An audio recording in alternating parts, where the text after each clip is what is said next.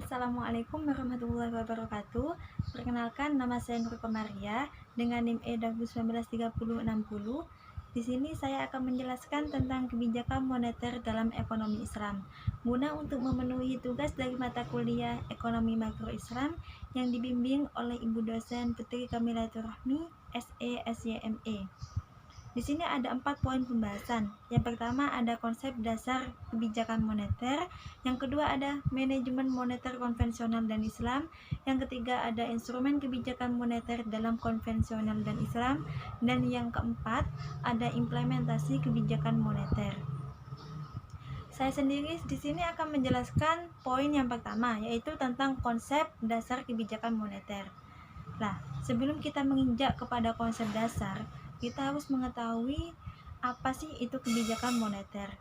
Kebijakan moneter di sini adalah seperangkat kebijakan ekonomi yang dibuat untuk mengatur ukuran serta tingkat pertumbuhan pasokan uang di dalam suatu negara, atau bisa dikatakan sebagai upaya pemerintah dalam mengendalikan atau mengarahkan ekonomi makro menuju kondisi yang lebih baik dengan jalan mengatur jumlah uang yang beredar. Dan yang dimaksud dengan kondisi yang lebih baik di sini adalah di mana ketika output keseimbangan itu meningkat dan stabilitas harga itu terpelihara. Pengertian kebijakan moneter lain dapat dipahami sebagai kebijakan otoritas moneter atau bank sentral dalam bentuk pengendalian besaran moneter dengan tujuan untuk mencapai perkembangan kegiatan perekonomian yang diinginkan. Nah, kebijakan ini adalah tindakan yang terukur untuk membantu mengatur variabel makroekonomi seperti inflasi ataupun pengangguran. Nah, kebijakan ini dilakukan dengan berbagai cara, termasuk menyesuaikan suku bunga, mengubah jumlah uang tunai yang beredar di pasar, dan juga pembelian atau penjualan sekuritas pemerintah. Kebijakan moneter di sini dibagi menjadi 2 jenis. Yang pertama ada kebijakan moneter ekspansif dan yang kedua ada kebijakan moneter kontraktif. Kebijakan moneter ekspansif di sini sering disebut juga dengan kebijakan uang longgar. Kebijakan ini untuk mengatur jumlah uang yang dipasok dalam perekonomian. Caranya dengan apa? Dengan menurunkan suku bunga, membeli sekuritas pemerintah oleh bank sentral, juga dengan menurunkan persyaratan cadangan untuk bank. Nah, kebijakan ekspansif ini juga akan menurunkan tingkat pengangguran dan merangsang aktivitas bisnis atau kegiatan belanja konsumen. Secara keseluruhan di seluruh negara, tujuan moneter ekspansif ini adalah meningkatkan pertumbuhan ekonomi dengan resiko inflasi akan semakin tinggi. Kebijakan moneter ekspansif utamanya melakukan penambahan uang yang beredar dalam masyarakat agar roda perekonomian semakin berjalan dengan cepat. Kebijakan ini mampu meningkatkan daya beli atau permintaan masyarakat dan mengurangi jumlah pengangguran pada saat ekonomi mengalami resesi atau depresi. Kebijakan moneter ekspansi juga mempengaruhi tingkat pengangguran di suatu negara. Jadi kebijakan ekonomi ekspansi di sini sangat berpengaruh pada pengangguran di suatu negara. Yang kedua ada kebijakan moneter kontraktif atau kebijakan moneter uang ketat. Di sini adalah suatu kebijakan dalam rangka mengurangi jumlah uang yang beredar. Kebijakan ini juga dilakukan pada saat perekonomian mengalami inflasi atau kenaikan harga secara terus-menerus. Disebut juga dengan kebijakan uang ketat. Karena apa? Karena kebijakan mengurangi uang yang beredar. Alasan kebijakan moneter kontraktif di sini disebut dengan kebijakan uang ketat ialah kebijakan mengurangi jumlah uang yang beredar.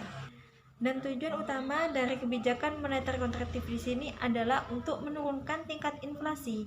Tujuan kebijakan moneter kontraktif mengurangi jumlah uang yang beredar dalam perekonomian.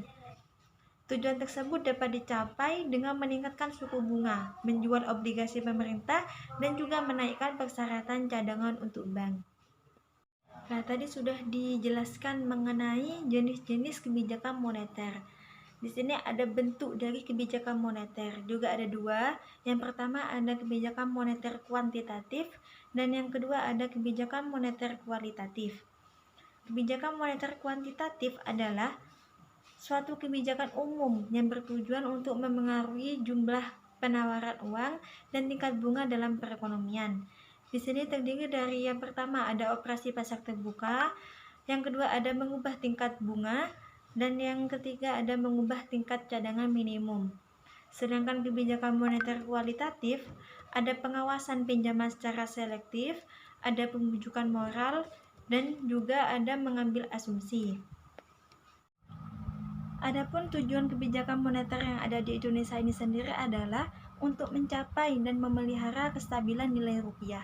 Kestabilan nilai rupiah itu yang seperti apa? Yaitu kestabilan yang berlangsung pada harga dan jasa yang bisa dilihat atau yang dapat dilihat dari laju inflasi yang rendah dan juga stabil. Kestabilan harga di sini dapat dilihat pada kestabilan nilai tukar rupiah dengan mata uang negara mitra dagang Indonesia. Tujuan akhir dari sebuah kebijakan moneter di sini adalah suatu kondisi ekonomi makro yang ingin dicapai. Tujuan tersebut tidak sama dari satu negara ke negara lainnya serta tidak sama dari waktu ke waktu. Akan tetapi, kebanyakan negara menetapkan 4 hal yang menjadi tujuan dari kebijakan moneter, yaitu yang pertama ada pertumbuhan ekonomi dan pemerataan pendapatan, yang kedua ada perluasan kesempatan kerja, yang ketiga ada kestabilan harga, dan yang keempat ada keseimbangan neraca pembayaran. Penjelasan lebih detail dari tujuan moneter di sini adalah yang pertama untuk mengedarkan mata uang sebagai alat pertukaran dalam perekonomian. Selanjutnya yang kedua untuk mempertahankan keseimbangan antara kebutuhan likuiditas perekonomian dan stabilitas tingkat harga. Yang ketiga untuk distribusi likuiditas yang optimal dalam rangka mencapai pertumbuhan ekonomi yang diinginkan pada berbagai sektor ekonomi. Selanjutnya yang keempat untuk membantu pemerintah melaksanakan kewajibannya yang tidak dapat terrealisasi melalui sumber penerimaan yang normal. Yang kelima, untuk kestabilan ekonomi. Artinya, pertumbuhan arus barang dan jasa seimbang dengan pertumbuhan arus barang dan jasa yang tersedia. Selanjutnya, untuk menjaga kestabilan harga. Harga suatu barang merupakan hasil interaksi antara jumlah uang yang beredar dengan jumlah uang yang tersedia di pasar. Selanjutnya untuk meningkatkan kesempatan kerja. Pada saat perekonomian stabil, pengusaha akan mengadakan investasi untuk menambah jumlah barang dan jasa sehingga adanya investasi akan membuka lapangan kerja baru dan memperluas kesempatan kerja masyarakat. Selanjutnya untuk memperbaiki neraca perdagangan kerja masyarakat dengan jalan meningkatkan ekspor dan mengurangi impor dari luar negeri yang masuk ke dalam negeri ataupun sebaliknya. Demi mencapai tujuan kebijakan moneter ini, maka pemerintah menetapkan adanya 3 tugas pokok Bank Indonesia terkait dengan hal ini, yang meliputi yang pertama ada menetapkan dan melaksanakan kebijakan moneter, yang kedua ada mengatur dan menjaga sistem perbankan, dan yang terakhir atau yang ketiga ada mengatur dan menjaga kelancaran sistem pembayaran. Nah, dari sini dapat kita ketahui bahwa kebijakan moneter ini sangat berkaitan erat dengan sistem keuangan suatu negara. Sistem keuangan yang sehat pada suatu negara dapat mendukung efektivitas pelaksanaan pengendalian moneter. Karena mekanisme transmisi kebijakan moneter ini berpengaruh besar terhadap kegiatan ekonomi real yang berlangsung melalui sistem perbankan. Dan dapat disimpulkan dengan apa yang sudah saya jelaskan dari awal, bahwasanya dalam pandangan ekonomi konvensional, tujuan memegang uang itu terdiri dari 3 keinginan, yaitu yang pertama ada tujuan transaksi, yang kedua ada tujuan berjaga-jaga, dan yang ketiga ada tujuan spekulasi. Sedangkan dalam pandangan ekonomi Islam, tujuan memegang uang ini terdiri dari 2 keinginan, yaitu tujuan transaksi dan juga tujuan berjaga-jaga. Dalam pandangan kebijakan moneter syariah, kebijakan moneter ini sebenarnya bukan hanya mengutamakan tingkat suku bunga. Bahkan sejak zaman Rasulullah SAW dan Khulafaur Rasyidin, kebijakan moneter dilaksanakan tanpa menggunakan instrumen bunga sama sekali. Sedangkan dalam pandangan kebijakan moneter konvensional, bunga atau interest ini menjadi hal yang sangat dominan. Yang bisa kita lihat, fungsi uang dalam kebijakan ekonomi moneter yang sudah saya jelaskan, itu salah satunya ada tujuan spekulasi.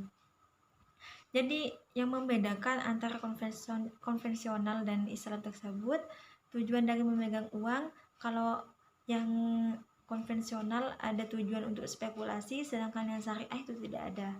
Hanya ada dua, yang pertama hanya tujuan transaksi, dan yang kedua hanya tujuan untuk berjaga-jaga. Mungkin hanya itu penjelasan yang dapat saya sampaikan. Semoga bermanfaat bagi kita semua, dan kurang lebihnya jika ada kesalahan dari awal sampai akhir, saya mohon maaf yang sebesar-besarnya. Jika ada kebenaran, itu datangnya dari Allah, dan jika ada kesalahan, itu dari saya sendiri. Wabillahi taufiq wal hidayah, waridha wal inayah. Wassalamualaikum warahmatullahi wabarakatuh.